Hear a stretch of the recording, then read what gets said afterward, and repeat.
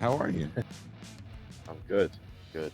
I do have to ask the first question. Um, where in the UK? Well, you don't have to say exactly the city you're in, but where are you in relation to where the riots were going off? And did anything ever try to jump off in your hood? Well, I live in a town called Reading, which is in the southeast of England, and we we were thankfully like pretty safe from the riots because pretty much the bulk of the riots took place in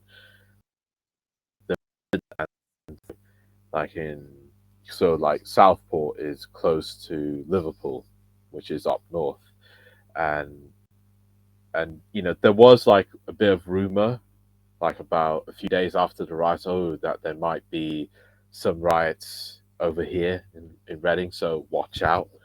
But literally nothing happened. It was, so to speak, fake news. And to be honest, if the far right did try to start, they would have had a death wish because Reading is kind of close-ish to London. It's like an hour and a bit away, and so we are a very diverse town, small city. We are like about a third of Reading is non-white or ethnic minority. That's the more PC term. Um, so if they tried to stir up shit here, especially where I live, then they really would have had a death warrant because you know you don't want to mess with a lot of angry West African men.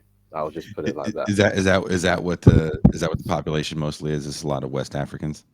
Well, it's not just West Africans, but it's like South Asians, Eastern Europeans. It's a good mix, if you will. A lot of immigrants is Bit what you're of, saying. yeah. Is it an immigrant hood or is it like an immigrant kind of middle class neighborhood? Is there a cul-de-sac there? Well, literally on the street I live is sort of like a bit of a neighborhood, Mhm. but if you like, very close to us is the street, which is more of a quote unquote immigrant hood, if Okay. you will. Okay. So I get it. So what I'm gathering is because I'm from a Yeah, immigrant hood in California. We probably wouldn't say that, but it is yeah, where you put um, broke people. Like if you came from a war torn country, the United yeah, States government puts you in my neighborhood. So yeah, like Laotians and Cambodians, yeah, and of course all these Negroes and El Salvadorians, and yeah, if you left a coup or a genocide yeah, and probably had to hop over a few dead relatives to get to the states, they then said, you know where you should go? In this newly impoverished community and and mix with angry black people, and then and everyone can sound the same.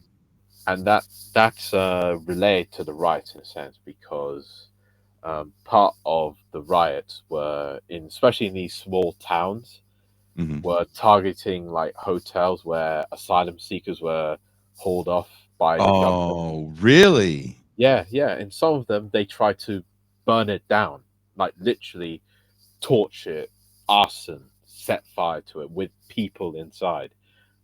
Like in Rotherham, they tried to do it. In a town called Tamworth, they tried to do it. You know, they literally tried to burn it down because um, part of the policy of how the UK deals with asylum seekers, and this is comes from the new Labour government, is this policy of dispersal.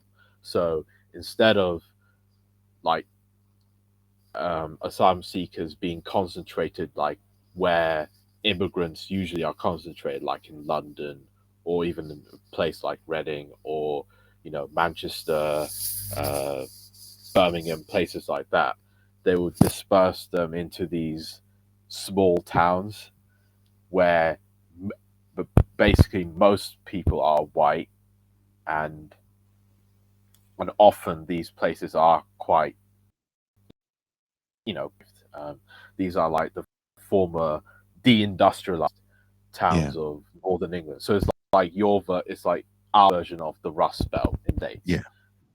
And unfortunately, that that the effect of it has fueled a lot of resentment, because often these hotels are like, the places where people would organize a wedding, Yeah. and it's now been hauled. You can't use it because they have to house asylum seekers in there, and you know and then because like these asylum seekers can't work, they're forbidden from working Mhm.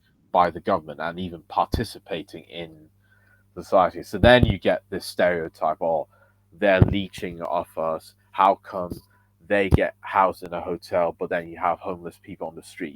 That kind of Mhm. rhetoric.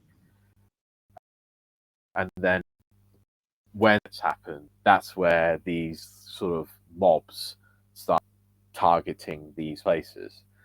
Because even here, there's a hotel which is quite often used for weddings, and for a long time it was closed off to house Afghan um, asylum seekers, Afghan refugees.